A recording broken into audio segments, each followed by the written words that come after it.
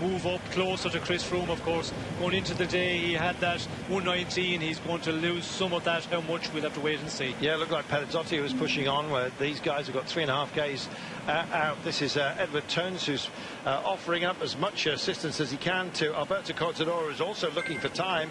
Starting the day in 9th place, 3 minutes and 55 down. It may well be he moves closer to Michael Woods, who I couldn't see within that group. I wouldn't be surprised if he's not there, to be honest. But Contador finding some time today and being a real showman. Meanwhile, this group are still pushing on. There's Fabio Aru in the Italian national jersey, just close to that white line. It doesn't look like they're overly animated to execute that gap and indeed push on, but Contador is doing that most certainly. 3 kilometres from home. He's going to take a step forward here, Sean, and it'll be by rights. Well, he's going to take a step forward. We're still a bit further out than I was anticipating there. I thought we were getting close to the finish with Contador and Towns. He's lost his teammate now, so Contador has to do it alone, and we can see the cars out in front, so that means that Chris Froome and his 2 teammates are making it ever so closer to that group of big favourites. But they've been also pushing on, and I think Contador, you know, to do it alone here, he's been out there for quite a while now. It will be a small amount he will take, but he will still take some time on the other favourites just ahead of this Chris Froome group. And there we are. He's left Edward Tones behind. He's going to have to do this himself, and he's going into time trialing mode right now, albeit with arms held wide, keeping that core strength where it needs to be. Apart from anything else, he's got great determination, Contador, and a will to entertain, and that's what he's done for us today. Yes, well, he's definitely done it, and when you look at the situation of the race and the climb where it was situated before the finish, it was 17.5 kilometres. There was quite a bit of a downhill, but a lot of it, as we can see here, the final kilometres, a flat run in. Difficult, you know, to pull out an advantage, and you would expect the general classification meant to all just mark each other out today, but Contador not at all. He goes in the attack, gets up to his teammate Edward Towns, and then uses him for that point, for that time, and now he's had to do it all on his own, and that's in this final 2.73 kilometres, and we can see the advantage. It is coming down here, but he will take a number of seconds. 1,600 metres remaining. They'll see the Flamme Rouge fairly soon. It's a little loop back and into town. Meanwhile, Chris Froome has done a tremendous job. I think there has potentially been a slight knockback in the pace. Vincenzo Nibali certainly came up and had a chat, but no disrespect to what Team Sky have done in putting out a fire here today. It's been quite remarkable. And great as well that Contador has been a bit of a showman for us as well. He's coming to the Flamme Rouge right now, and I think you're going to see Chris Froome just tagging on to the back of this group before they bring it home.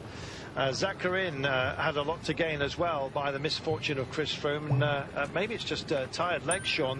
They're weaving at the back here as Astana and Katusha still seem to keep up the pace out front. There's Fabio Aru sort of driving into the void right now, and Vincenzo Nibali as well, just asking for those around him to do some work. Sam Oman just coming through to the fore. Zakarin's here, so is Kelderman in the black and white. And in fact, we see that BMC didn't lose too much ground today.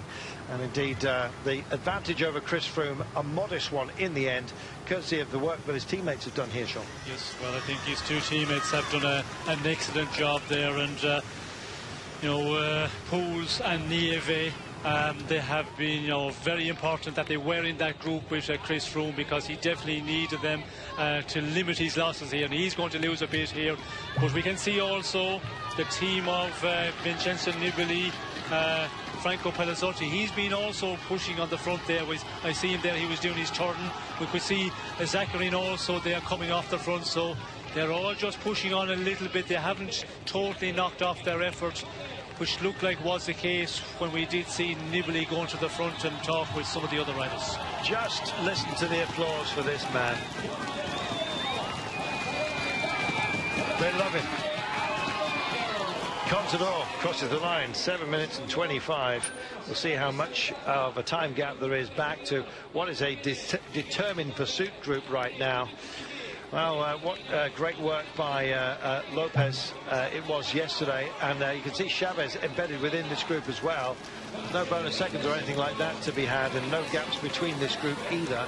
They reset the clock right now at 7:49, and this is Chris Froome right now. In fact, it was a little bit less than that, about 7:47 I would have said. So how much time has Chris Froome lost then? 13 seconds plus about 19 seconds only. Could have been a lot worse, Sean. Yes, well, it looked like that it could have been a lot worse, and when he had his first problem, we could see that he dropped the chain, then he got back and was chasing and crashed again. When you look at what he has lost, I think he has limited it quite substantially, limited quite well, because it could have been, 30, 40 seconds very, very easily if they had really pushed on. We did see there was a moment, definitely they hesitated, there were discussion for a moment, but it did roll on after that. We could see, quite a few different riders, different teams pushing on the front of the group of favourites. There's our winner, Marcinski. He delivers again. 2 stage wins for him. Gosh, that must feel good. Worked hard and got the results he's been looking for. It's been a long career, Sean, and so wonderful that these 2 great stage wins at this welter have come to him now. Well, he is on excellent shape. I think he's in the form of his life, and when he got his first victory, as they say, sometimes when you crack the big one, then the other ones come a bit easier. But he's in the shape. We could see there today that he was, of the breakaway of 14, he was the one who looked the most comfortable on that final second category climb of the day. Look how upset Freire was when he comes across the line here. The Friar, I'm afraid he got burnt. Yes, well, of course, when you finish second on the stage, you're always going to be major disappointed. And, beating Rojas in the sprint, Freire, that is a great performance. So he did, recover quite well, but just wasn't good enough to match the winner of the day, Marcinski.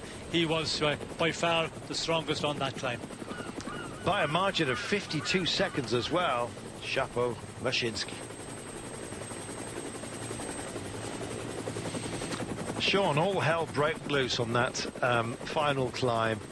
It was a theatre of so much drama. It was quite remarkable. We had fans getting hit by motorcycles blocking the road. We had Contador attacking. We had poor old Brendan Canty vaulting over the Armco.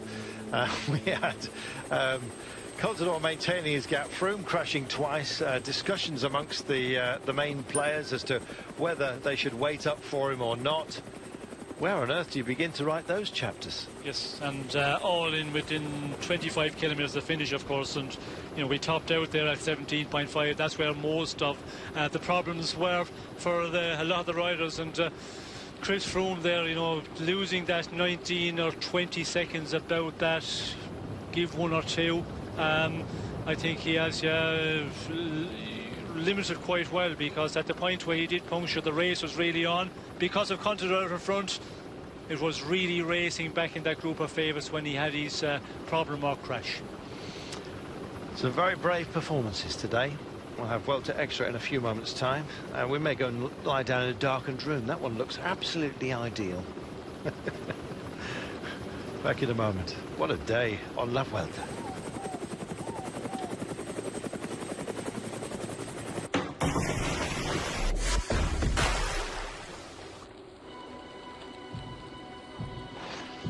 What will happen to your dreams? Will your choices today be right for tomorrow? And what about when you grow? When the game becomes more than just fun? How will you cope with the hits and the misses, the ups and the downs? What will happen when your dreams are broken? Will they take you down? Or will you get up and go again?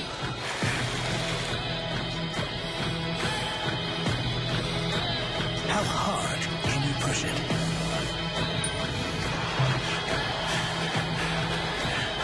What about the sacrifices, the temptations? How much of a test will they be? Where do you go from here? Will you fail? Succeed? How will you handle the haters, the non-believers? Will you crumble? Or will you stand tall?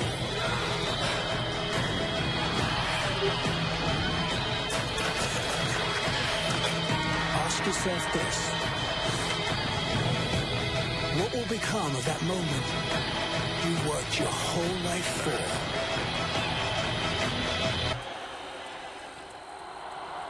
for? Live the journey.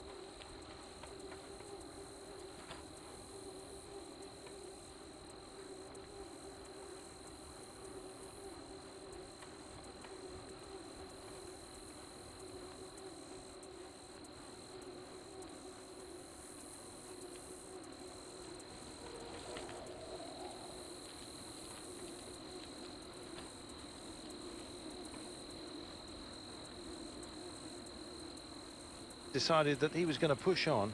In fact, he met the break and then went further ahead. The idea was that he was going to be a foil for Esteban Chavez a little bit later on. As the breakaway broke down and other hopefuls such as Darwin Atapuma started to push on, it looked like a very, very select group. Atapuma and Roman Bardet looked like they were going to share the day. With 12 kilometers to go, they had over 2 minutes. All they had to do was reach the crest and downhill to home. Well, it didn't exactly work out that way, did it? No. In fact, it was a tough old capture, I'm afraid. And there was a few that were going backwards. Roche was one of those, along with Chavez. I tell you that TJ Van Garderen as well didn't exactly have too much fun. And BMC must have been licking their wounds by the end of the day, just like Orica Scott. There is Chavez wearing the white combined jersey on behalf of Chris Froome. It wasn't a pleasant watch, I'm afraid. Genzo Nibali looked sprightly. Away he went, and it was throwing down the gauntlet for those to chase on. Well, Chris Froome had his teammates around him that were marking a few out. But when Lopez went for it, this looked serious. Nibali started to fade, and Chris Froome alone decided to push on and try and limit the damage. Miguel Angel Lopez is staying at Astana next year. Fabio Aru is not. And so will they go behind this man who looks phenomenal in the high mountains? And there's plenty more of those to come, don't forget. Miguel Angel Lopez taking it for Colombia and indeed Team Astana. Chris Froome finished in a charging group, just edging Nibali and Wilco Kelderman at the line. It was a good day for Kelderman, who'd refound himself. Bardet finishing behind with Alberto Contador, incidentally. But Froome enhancing his lead overall by a handsome margin now. 1 minute and 19 ahead of Nibali.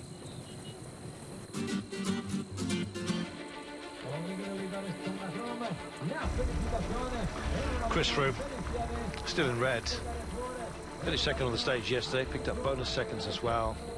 He's looking ominously good.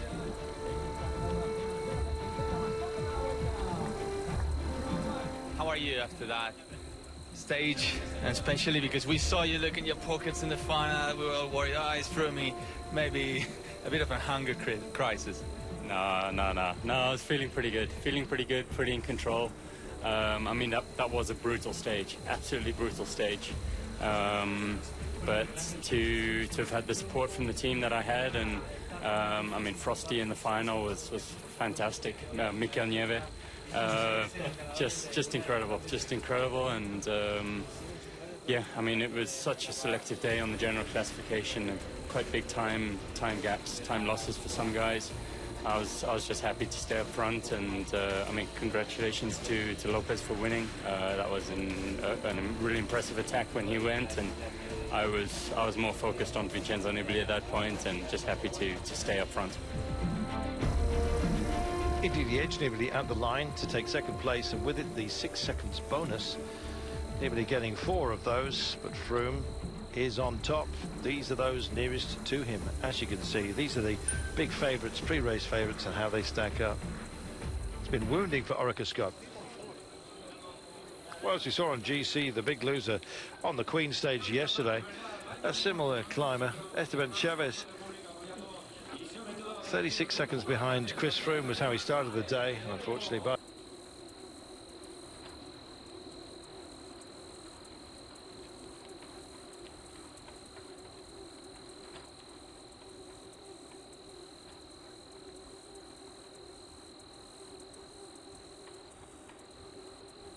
situation and madness within the bunch. Well, the small group that was all about on that last climb. He went right from the bottom at the steepest section of the final climb. It wasn't much gap there, but clearly created lots of nervousness within Chris Froome. That's something Chris always mentioned. Well, you cannot let Alberto go despite being right up to 9th on GC. He was this morning at 3 minutes and 55 seconds, and after the finish line he said 3:15. It's quite closer, but not just that. Go back to the nervousness and all what happened with him. Sky, remember Redigo Rosa trying to chase Contador, going back to the group. So a lot happened with him, Sky, and also the crash from Chris Froome. He crashed up to 2 times. The first one he also needed a bike change. He got the new bike. I don't know if that was the reason why he crashed on the second time, but clearly he did crash in between the cars there in the convoy. So it's never easy coming back with the red jersey to the group, and they know that. The rivals from Chris Froome know that. So that's why Nibali and his teammates with Pelizzotti, they rode hard, but not just him, also Astana. Everyone got involved on that chase of Alberto Contador, but why not on the distancing of Chris Froome? The reason what we have to talk and mention about is that everything can happen at any time. And more important, if you don't create any situation, nothing will happen. And that guy, Alberto Contador, he knows about how to create the unexpected, how to go when no one thinks that he will go. And he did it again today. He stayed quiet yesterday, but he didn't do, so he did do the opposite today. And he created a lot of madness, a lot of nervousness, and we have to see how Chris Froome will recover, especially after these 2 crashes of today. thanks, Juan Antonio.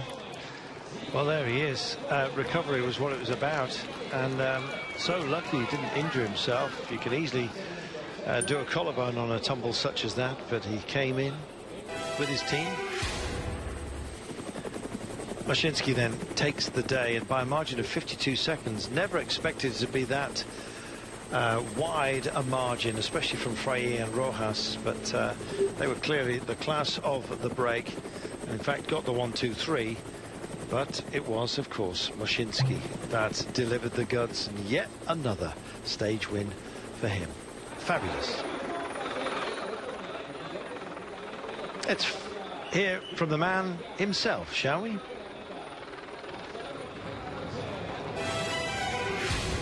Yeah, for sure. I could enjoy it more in the final. I arrived alone. Incredible stage.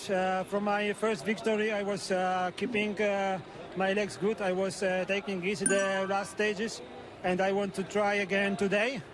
I was a bit afraid because at the beginning I spent a lot. I was trying, I think, like 100 times just for being the breakaway.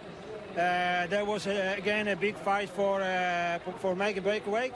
And one time that I was there, I said, today can be again my day.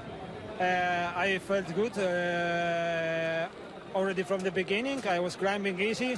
I was keep the calm until the last climb. There I want to see a bit my other riders, how they are doing. When I see that I have good legs, I try to go alone. And yeah, incredible. It's my dream from when I was kid. Win one stage on big tour alone. and today the dream become true. Thank you.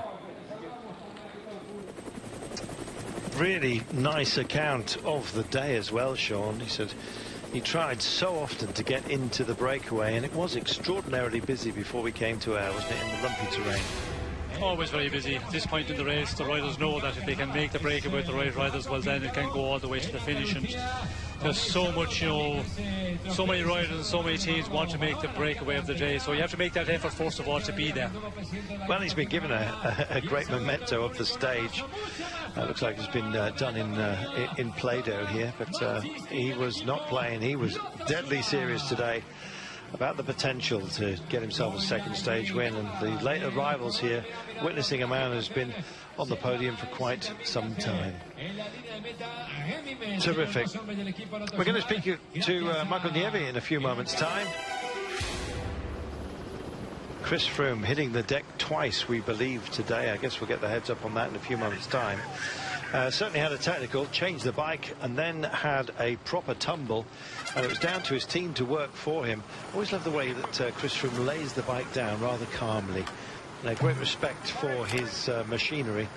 And away he goes, and then just moments later was down again, taking a tumble. Just unclipped and then got back in. In fact, I think one cleat stayed attached. Wow, here it is. This is that moment, Sean, and a shaky one. He was lucky that the arm rolled underneath him. Yes, well, it's always a danger one when you go down like that. You can do, you know, a lot of damage very easy, and yes, you're just hoping that doesn't happen. But Froome, you know, we can see he recovered so well from all of that. Mikael, what can you tell us about Chris falling over twice? No, I think he crashed one time, and then he had to change the bike, so we lost pretty much time, and then okay, we go full gas, but okay, finally it's not too bad, no? Not too bad. Sky prepare for everything. I presume you guys are prepared for having not everything go your way all the time. You're ready, no? Yes, these things can happen, no? One crash in the worst moment. Okay, we were with Wout and me, and yeah, we finally we didn't lose too much time. So I think after a crash, I think he's quite okay. And one word about Alberto. Great rider. He's proving still to be a contender, no? Yeah. With Alberto, always you can expect these things, no? We were waiting. I think on the top we have all under control with Wout and me. But okay, after with the crash, we had a little bit, okay, not really good for us, but okay, finally. Thank you very much, Mikael. No panic, Sean, and that's almost the style, isn't it? Well, I think it is, yes. They rectified the situation very well. We did hear from Michael Nieve there. He said that Chris had a crash. He didn't know that there was a second one, but we don't know the first one. What was the problem? Was it a mechanical? But still, he wasn't aware that there was two problems back there. But, you know, with World Pools, the three of them, they worked very well together and limited their losses. And it could have been much worse, but I think at the end of the day, they'll be happy with the situation. Alberto Contador popping up in a few moments' time, a man who always has a number of microphones in front of him.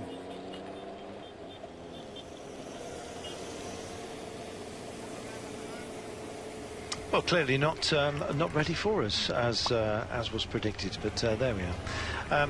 Very brave ride from him today, always a showman, and great to see that he's prepared to invest in a day such as this when it was a tough moment.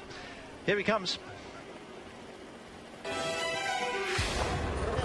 Bueno, desde luego ha sido un escenario mejor del que podíamos esperar, ¿no? La verdad que he atacado, he hablado con Nicolás. Well, to be honest, it went better than I'd hoped today. When I attacked, I talked to Nicolas Roche, and we were hoping to set a rhythm together. I knew that I had a teammate ahead in Edwards, and so I went full speed ahead, gave everything that I could. but in the end it was a little bit tough out there.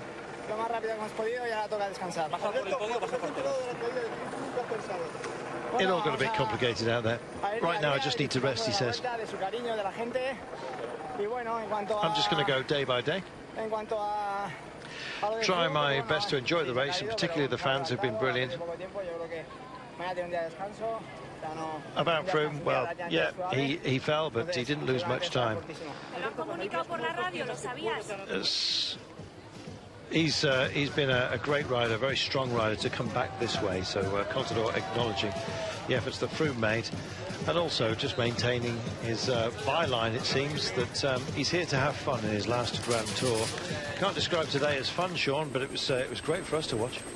Yes, well, there was no fun there for anybody in the final because the way the race really kicked off. But Contador, you know, he is just working away at it every day and, you know, taking that bit of time back. And when you look at the general classification, of course, he's only, you know, a minute and 15, a minute and 20 to really move up somewhere of major importance. A podium place, for example, third. So he's making inroads into all the other contenders for the places on the podium. That's what we're dealing with tomorrow. Looks like a flat, benign run, but it'll tempt a breakaway, I hope. 198.4 kilometres, I should say. Well, always expect the unexpected, I think, when it comes to La Vuelta. Stage 13, lucky for somebody. Let's see. 14:40 Central European Time, that's 20 to 2 in the afternoon in the United Kingdom. We look forward to your company. Today, a breathless finish after what was supposed to be something of a transition stage. It turned out to be anything but. We'll see you for more drama tomorrow. For now, though, from me, Carlton Kirby and Sean Kelly, it's bye-bye. We'll see you for more drama tomorrow. For now, though, from me, Carlton Kirby and Sean Kelly.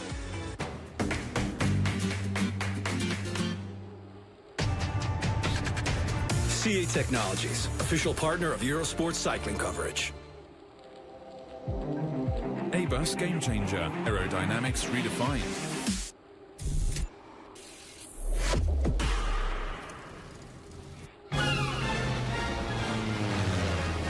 Go compare.